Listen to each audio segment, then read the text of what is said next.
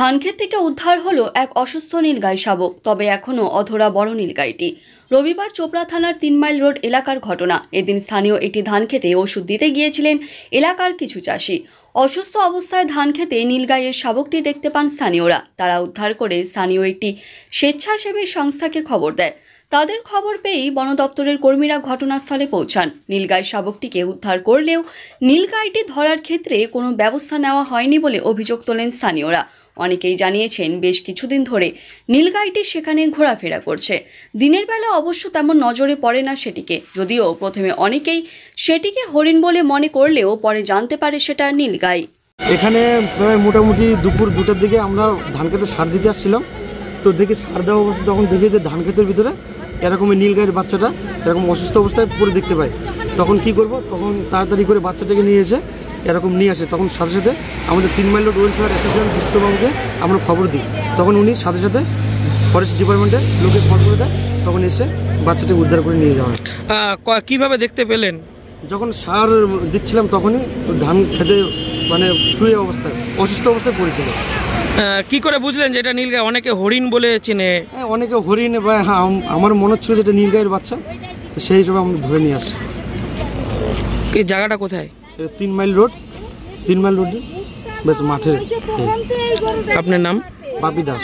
কটার সময় দেখতে পেয়েছিলেন? মোটামুটি বেলা 2টার দিকে। ফরেস্ট ডিপার্টমেন্ট এসে নিয়ে গেল? হ্যাঁ, ফরেস্ট ডিপার্টমেন্ট নিয়ে গেছে। আজকের ঘটনাটা হচ্ছে যে এখানে একটা নীলগাইয়ের বাচ্চা পাওয়া গেছিলো। তো এখানে যারা ধানের জমিতে কাজ করছিল, তো তারাই একটা অসুস্থ বাচ্চাকে উদ্ধার করে এবং আমি 3 মাইল রোড ওয়েলফেয়ার অ্যাসোসিয়েশনের প্রেসিডেন্ট। তো আমাকে কল করে যে বন দপ্তরকে খবর দেওয়ার জন্য। তো আমি বন দপ্তরকে খবর দিই। তারা আসে, এই বাচ্চাটাকে ধরে নিয়ে যায়। তারা রেস্কিউ করে তাদের আন্ডারে নিয়ে যায়। তো তার কিছুক্ষণ পরে দেখা যাচ্ছিল সেই বাচ্চাটার মাকে আশেপাশে ঘুরছিল ধানের জমির মধ্যে দিয়ে। তারপরে আবার খবর দেওয়া হয় এসে বন দপ্তরকে, এবং এখানকার যে লোকালয়ে যারা রয়েছে তাদের কাছ থেকে জানতে পারলাম নাকি 2 মাস ধরে ঘুরে বেড়াচ্ছিল, কিন্তু দেখা যায় না দিনের বেলায়।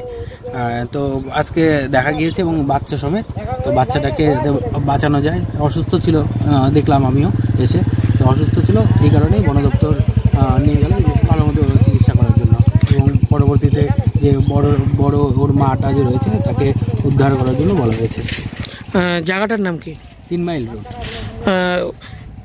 লোকালয়ে হঠাৎ এরকম একটা নীলগাই দেখা অনেকে হরিণ বলেও মনে করে, সেই দিক থেকে কিভাবে দেখছেন, কি বলবে? হ্যাঁ, অ্যাকচুয়ালি এরা খাবারের জন্য হয়তো কোথা থেকে চলে আসে। আর অ্যাকচুয়ালি এটা প্রশংসনীয় একটা কাজ, যিনি সেই বাচ্চাটাকে উদ্ধার করেছে একটা প্রশংসনীয় কাজ, যে এইভাবে না হলে হয়তো বাচ্চাটা অসুস্থ হওয়ায় এখানে অন্য কোনো প্রাণী বা কুকুর টুকুর তাকে মেরে ফেলতে পারতো। তো এটা প্রশংসনীয় কাজ। আর এরকম যদি পশু লোকালয়ে ঢুকে থাকে, তাদের পিছনে তাড়া না করে তাদেরকে মানে উদ্ধার করে যাতে বন দপ্তরের হাতে তুলে দেওয়া যায়, তারা আবার তাদের সঠিক জায়গায় পৌঁছে যাবে।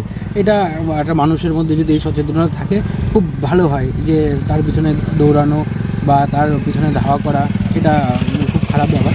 আর এখানে বন দপ্তরের যদি হাতে চলে যায় তাহলে তারা কি করবে, তাদের যে বাসস্থান সেখানে ঠিক পৌঁছে দেবে তাদেরকে।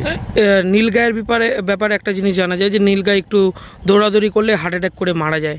সেক্ষেত্রে এখন বড় নীলগাইটা লোকালয়ে দৌড়ে বেড়াচ্ছে, কি পরিস্থিতি হতে পারে যদি বন দপ্তর রেস্কিউ না করে? হ্যাঁ, এটা তো সঠিক আমিও শুনেছি, সঠিক জানি না।